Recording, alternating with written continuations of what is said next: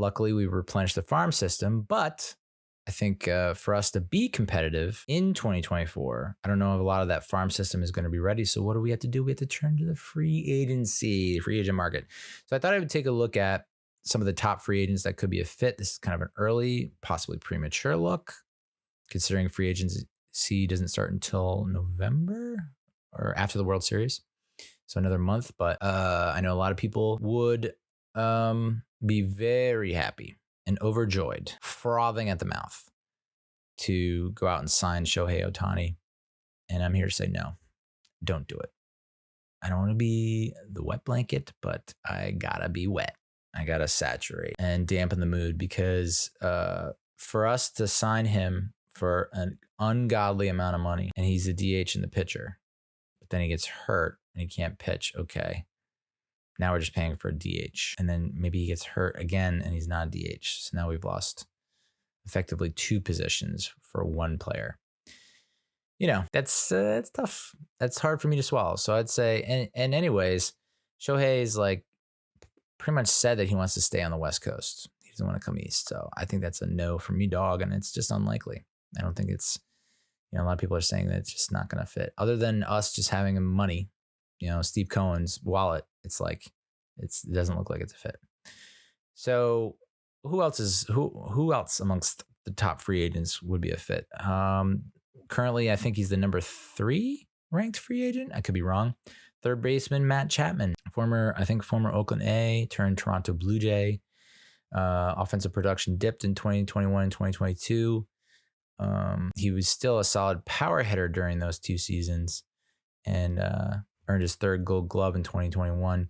His home run total did dip this past year. He only played in 135 games, but his on-base percentage was his highest since 2019, and he ranked in the AL's top 5 with 39 doubles. So his slugging percentage slightly down, OPS slightly down, but still getting on base at a nice clip. He was on pace to finish with a fWAR of more than 4 last season, a mark he reached in each of his previous four full seasons since 2018. The market's pretty thin this year at third base, so he's going to probably get overpaid. But would be nice to bring him in.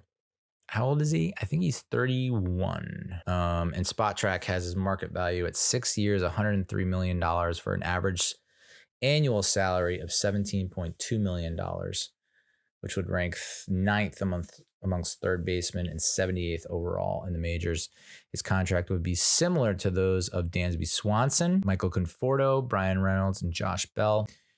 So that would be a nice addition, because I don't know that you can roll into next season thinking that Brett Beatty's your starting third baseman or Ronnie Mauricio or Mark Vientos. I don't think any 3 of those dudes, although I guess maybe Mauricio is starting to settle in towards the end. I don't know. It feels like he had an error or bonehead play or just missing plays pretty much every game that he was at third. Same with Brett Beatty. Oof. So that would be nice. Nice little addition. Another third baseman we could think about is, I'm not going to butcher this, Jeimer Candelario. Jeimer Candelario. Fuck. 29 years old. 5 years of experience, bats and throws righty. His market value on SpotTrack is 3 years, around $35 million for an average annual salary of $11.6 million. That would put him at 15th among third basemen and 135th overall in the major leagues. So that's a nice little backup plan if Chapman falls through. And then in terms of starting pitching, Yoshinobu Yamamoto, right-handed pitcher. He only ranks, he's the 10th overall free agent as ranked by MLB.com as of late September. He only ranks that low because his availability is not yet official. Expected to be posted by the Orioles Buffaloes this offseason, adding another intriguing arm to the free agent market. The 25-year-old has won both Pacific League MVP honors, the Sawamura Award, which is the Japanese version of the Cy Young, in each of the past 2 years, and can immediately jump into the number 1 and number 2 spot in a big league rotation, the way Masahiro Tanaka did with the Yankees nearly a decade ago. Yamamoto will likely jump into the top 5, possibly top 3 of these rankings once he's posted.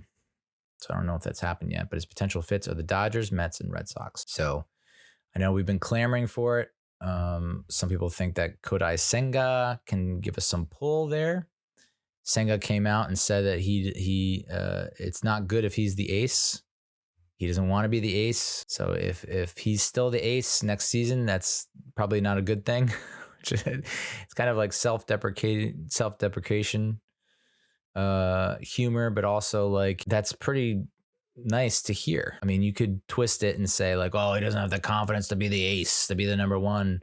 Or it's like, let's just get more good dudes so I don't have to be the ace. Like, let's just get a lot of more quality pitching.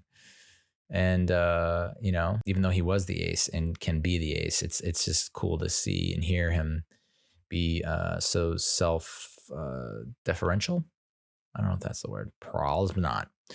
So if Yamamoto falls through, which I really hope that doesn't happen, some other free agent pitchers to consider: Jack Flaherty, 27 years old. He's the number 2 in the rotation for the Orioles right now. He had a 3.58 ERA with the Cardinals before going to the Orioles. Did miss a lot of games in 21 and 22, but was a Cy Young finalist in 2019, Rookie of the Year finalist in 2018, a former first-round draft pick. Righty. He's probably amongst the youngest, if not the youngest. Is he the youngest? No. The next guy on the list is the youngest. Julio Urias, also number 2 in the rotation for the Dodgers, 27 years old, 5 years of experience, lefty out of Mexico. Spot Trek has his market value at 6 years, $143 million for an average annual salary of $23.8 million, which would rank him 9th among starting pitchers and 32nd overall in major leagues. So that's a pretty tall order in price to pay. Gives me a little pause, but he was a Cy Young finalist in 21 and 22, 20 win season in 21, lowest ERA in the majors in 2022, a lifetime ERA of 3.11, but did post a 4.6 ERA this past season. So it's kind of like, a little skittish there. Other options: Lucas Giolito. He is 29 years old, 5 years of service, a righty, former first-round pick out of California. Market value on him is 4 years, $47 million, with an average salary of $11.8 million per year. Cy Young finalist in 2019, 2020, and 2021. All-Star in 2019. He did give up the most home runs in the majors this season at 41. Oh, my God. He started with the Chicago White Sox, then went to the Angels, and then eventually the Guardians. He has an ERA of almost 5 the past 2 seasons. So is it an aberration? Was he going through some shit? Did he have some issues at home that he needs to talk about? I don't know. So hopefully that's just a bump in the road, and we can get back to the glory days of 2019 to 2021. Luis Severino, New York Yankee. He was number 3 in the rotation there, 29 years old, 6 years of service, a righty from the Dominican Republic. Market value of 1 year, $11 million. He's an All-Star and Cy Young finalist in 2017, 2018, and career ERA of 3.79. Kind of feels like we should just take a freaking flyer, dude. I know the idea of a former Yankee coming to the Mets hasn't usually panned out the way we would want it. It very rarely does, but maybe this is the exception, considering we're so strapped for arms in the rotation, the bullpen. So I'd say kick the tires, my man. Another pitcher that could fit, Michael Lorenzen. He's a number 4 in the rotation, 31 years old, 7 years of service, a righty, former first rounder of the Cal State Fullerton. Spot Trek has a market value of 3 years, $27.6 million, with an average salary of $9.2 million per year. He was an All-Star last year, or All-Star this year. He does have a career ERA of 4.11. Currently with he's currently with the Phillies, or the Phillies traded for him this year. So something to think about. Vincent Velasquez, 31 years old, 7 years of service, a righty, former second rounder. Is he? No, he's a righty. The market value on him is 3 years, $24 million, average annual salary of $8 million per year. He does have a career ERA of 4.88. He was last with the Pirates, so it's like we're now getting into like Cookie Carrasco territory, where if you can get Cookie Carrasco from 2021, 2022, maybe it's not so bad, but I wouldn't want to lock this dude up for 3 years. That's for sure. So that's kind of like the pitchers that I was looking at. How about outfielders? Right fielder Teoscar Hernandez, 31-year-old. He's a Silver Slugger in 2020 and 2021, All-Star in 2021. Market value in him is 4 years, $66 million a year for a $16 million average annual salary. Would put him 12th amongst right fielders. I think he's kind of the leader in the clubhouse. I think I've seen a lot of jersey swaps with him on Twitter. So I think that's someone that you need to seriously consider. You know, we don't really have, it's nice that we have DJ Stewart. I think that's a good fourth outfielder to have. Maybe he'll see even more playing time. You don't know what kind of recovery process is going to happen for Starling Marte. It seems like whatever he had done last year didn't stick, didn't work because he was ineffective this year. So it's hard to say what kind of productivity you can expect from him next year. I mean, if he comes back 100% fully healthy, look out. But I just don't know that that's going to happen. So, yes, you could stick McNeil back out there and throw Mauricio at second. Obviously a possibility, but I think everyone would feel a lot more comfortable if you get a nice addition like Teoscar Hernandez. Another option is Jock Peterson. Not a huge fan of Jock Peterson, but he's 31 years old, and this would be kind of a very short-term investment. 2 years, $31 million. I don't hate that. JD Martinez, this is another short-term investment to think about. 1 year, $15 million. Can play DH, can play right field. He is 36 years old. So there's that you got to think about. Lourdes Gurriel Jr., outfielder, left fielder, who's about to turn 30. Market value on him is 5 years, $73 million with an average annual salary of $4.6 million. He's currently with the Diamondbacks playing against the Brew Crew. Joey Gallo, about to turn 30. Can play the outfield, can play first base, can spot Pete, peak, and then DH. I like it. I love it. Want some more of it. Again, another short-term investment. 1 year, $14 million. Feels doable. Feels like you could get, you know, if you want to be competitive but not sacrifice the future, I guess it is. Like, you know, if you don't want a slew of long-term contracts with some veterans that are over the hill, that, you know, the back end of the contract is going to suck. I am completely for signing JD Martinez and Joey Gallo to 1 year contracts. Why not? Some other names that I noticed that I guess people might think about. Hunter Renfroe's 32, Jason Hayward's 34.